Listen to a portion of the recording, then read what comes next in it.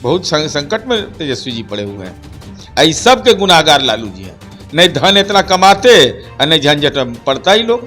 तो ऐसा राजनीति भाड़ में जाए कि शरीर खराब कर लेंगे राजनीति के लिए। लोकसभा चुनाव में जय जय, विधानसभा में छय छय। ललन बाबू ने जो कह दिया वो golden words are not repeated. एक बार ब्रह्म वाक्य, साधारण सवाल नहीं है। इसमें 2 साल एकदम कलगर सजा है और 2 साल सजा हुआ कि चुनाव से वंचित। एकदम बड़ी फेरा है, एकदम नवो ग्रह के साथ घेर लिया है। उसके बाद गोपालगंज में तो खैर गोपालगंज को तो लालू जी प्राणे ले लिए, जमीन में लिखवा लिए, तो आमदनी घटने है। वही आदमी राघोपुर में भी मतदाता, वही राजापाकर में भी है, वही फतुहा में भी है। जहां जहां चरण पड़ेगा वहां 2 नंबरिया काम होना है। अरे उनके पिता लालू प्रसाद जी का ऐसा राजनीतिक कोप हो गया कि 9% ब्राह्मण बिहार से बाहर भाग गया और यादव 3% भागा। एसआईआर अर्थात वोटर वेरिफिकेशन को लेकर बिहार में बवाल मचा हुआ है। इसी साल बिहार विधानसभा का चुनाव है। पहले विधानसभा के मॉनसून सत्र में विपक्ष ने जमकर हंगामा किया और 2 दिन पहले नेता प्रतिपक्ष तेजस्वी यादव ने निर्वाचन आयोग पर आरोप लगाया कि वोटर लिस्ट से उनके नाम काट दिए गए हैं। हालांकि निर्वाचन आयोग ने कुछ ही देर के बाद उनका नाम सार्वजनिक करते हुए कहा कि तेजस्वी यादव का आरोप गलत है और अब तेजस्वी यादव को कारण बताओ नोटिस जारी किया है। एनडीए के नेताओं ने इतना तक कह दिया है कि तेजस्वी यादव पर केस होना चाहिए। अभी हमारे साथ जदयू के नेता और एमएलसी नीरज कुमार सिंह हैं, उनसे पूछेंगे। सर, तेजस्वी यादव आरोप लगाते हैं और उसके बाद निर्वाचन आयोग स्पष्टीकरण देता है। अरे उनके पिता लालू प्रसाद जी का ऐसा राजनीतिक कोप हो गया कि 9% ब्राह्मण बिहार से बाहर भाग गया और यादव 3% भागा। ये आंकड़ा हम नहीं बोल रहे हैं, पेज नंबर 192 जाति सर्वे की रिपोर्ट है। तो तेजस्वी यादव जी, आप यह कह रहे हैं तो इनको कोई अंतर नहीं पड़ता है। भाई इनको सीबीआई का नोटिस आया तब अंतर नहीं, ईडी का नोटिस आवे तब अंतर नहीं, कोर्ट का नोटिस नहीं आवे तब अंतर नहीं। मामला चुनाव आयोग को समझना चाहिए कि भाई इनको संपत्ति बेशुमार है पटना में। तब मान लीजिए कौटिल्य नगर घर पर भी एगो इपिक नंबर हो गया, एगो 10 नंबर पर भी हो गया, एगो महुआ बाग का घर वहाँ भी हो जाएगा, बिहटा में जमीन है वहाँ भी हो जाएगा, दानापुर का में अगर घर बनेगा तो वहाँ भी हो जाएगा। एक झंझट एसआईआर के लिए यह बड़ा है कि ऐसे नेता जो इतने जगह संपत्ति बना लिए, वो कितना जगह इपिक भरवा नंबर ले लेंगे। और दूसरा, जिम्मेवारी किसकी है? चुनाव आयोग का जिम्मेवारी नहीं है तेजस्वी यादव, ये आपका जिम्मेवारी था कि आप अपना अब 2015 का चुनाव इसी इपिक नंबर पर है, लड़े हैं जो चुनाव आयोग ने जारी किया। 20 का चुनाव लड़े, फरवरी में जो रिवीजन हुआ उसमें भी वही इपिक नंबर है आपका, आज भी वही इपिक नंबर है आपका। तो भाई इपिक नंबर एक ही है, 4-5 बार ऐसा घटनाक्रम हुआ तो वो इपिक नंबर जिंदा कैसे रहा? क्या वोट भी डाल दिए क्या उस पर? क्या मतदाता सूची में वो इपिक नंबर भी दर्ज है क्या? ये आया कहां से आपके पास? ये तो आप ही बताइएगा, दूसरा तो कोई बताएगा नहीं। तब जवाब देंगे बेचारा, वकील का पूरा टीम बैठेगा। साधारण सवाल नहीं है। इसमें 2 साल एकदम कलगर सजा है और 2 साल सजा हुआ कि चुनाव से वंचित। एकदम बड़ी फेरा है, एकदम नवो ग्रह के साथ घेर लिया है। बहुत संकट में तेजस्वी जी पड़े हुए हैं। आई सब के गुनाहगार लालू जी हैं। नहीं धन इतना कमाते और नहीं झंझट में पड़ता ही लोग। लेकिन एसआईआर को लेकर तो आप लोग भी ग्राउंड पर उतर रहे हैं। नहीं, एसआईआर को लेकर के नहीं, हम लोग उस सब में नहीं रहते हैं। मतदाता सूची में नाम किसी का कट गया, जैसे क्या प्रचारित किया गया है बिहार में। विपक्ष यह बोलता है कि दलित, पिछड़ा, अति पिछड़ा, अल्पसंख्यक, इसका वोटिंग राइट जो है वो छीनने का प्रयास है, यही बोल रहा है। जानबूझकर नाम काटने का आरोप। सच्चाई क्या है? पढ़ाई लिखाई से तो कोई लेना देना है नहीं। दलित का तो नरसंहार करवाता था ये सब, अब राजनीतिक नरसंहार कराना चाहता है। दलित 20.6% है, शेखपुरा में कुल आबादी है दलित का, और टोटल जात का वोट कटा है 5.13। सबसे कम वोट यही कटा है शेखपुरा में। वैसे ही अरवल में आबादी है दलित का 20.16, यहाँ सबसे ज्यादा आबादी वाला मैं जिला बता रहा हूँ। अरवल में वोट कटा 5.57%। वही नालंदा का हाल है, वही कैमूर का हालत है। तो सबसे कम कैसे कटा वहां नाम?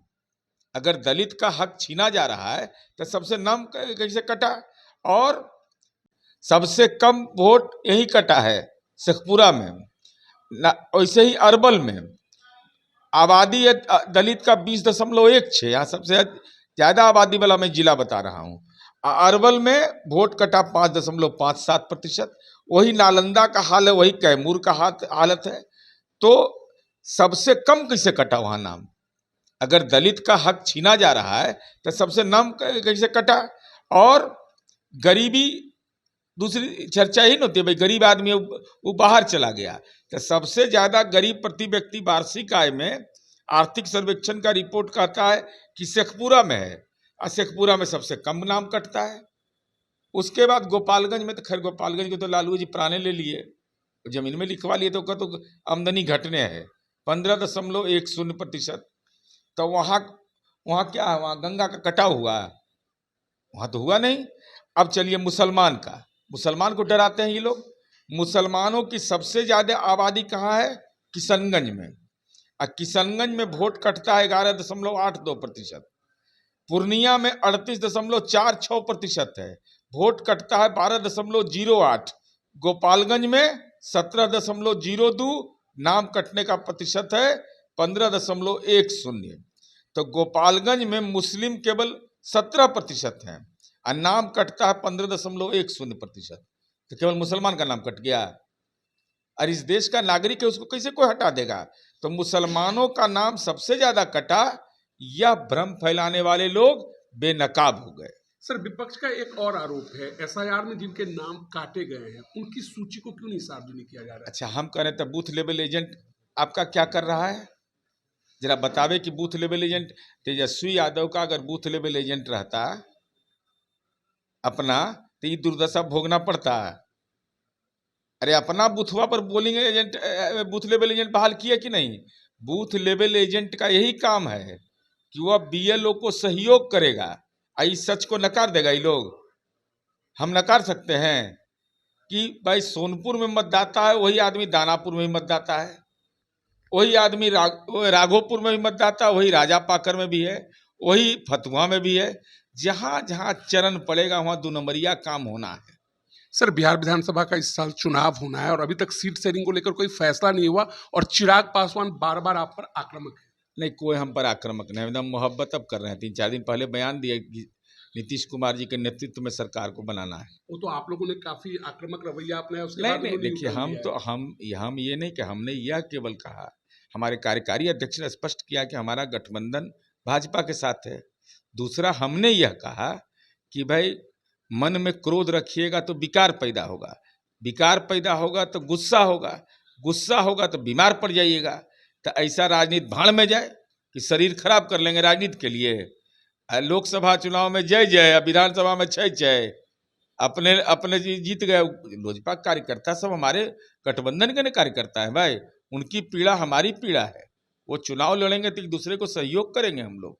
अब सब ठीक है। सर, मोकामा में चर्चा है कि आप विधानसभा चुनाव लड़ेंगे। अरे हम एमएलसी हैं, 3 जिला के एमएलसी, हमको कोई दिक्कत नहीं है। लेकिन मोकामा का जो दुर्गति है ना, वो हमको सालता है। इसलिए सालता है, हम परेशान रहते हैं कि मोकामा जैसा जगह, फर्टाइल लैंड, इतना विकास का काम, नीतीश कुमार जैसा राजनेता, ललन बाबू जैसा केंद्रीय मंत्री, लेकिन राज्य योजना का समीक्षा करने वाला कोई नहीं। भाई वो तो विधायकों को अधिकार है, एमएलसी को तो अधिकार है नहीं। हमारे लिए तो वारसलीगंज भी उतनी महत्वपूर्ण है जितना मोकामा है, उतना ही संपतचक है। लेकिन दुर्भाग्य है कि अब शिक्षा विभाग का समीक्षा करना है, कृषि के लिए एग्रीकल्चर लाइन का समीक्षा करना है, आप जो ग्रामीण सड़कें हैं उसके लिए समीक्षा करना है। ये बसावट के आधार पर तो कोई है ये नहीं है, कोई है ये नहीं है। अभी हॉस्पिटल में मरीज भर्ती कराना होता है ना, तो हम ही लोग प्रयास करते हैं। अगर गलत लस्सी उसी पिला करके दूध पिला के पूरा घर भेज दिया जाता है। अब वो गरीब आदमी क्या जानने गया कि कष्ट मेरा क्या है। तो इसलिए परेशानी में है।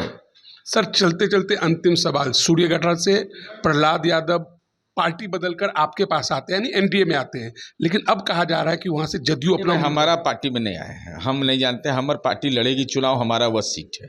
ललन बाबू ने जो कह दिया वो golden words are not repeated.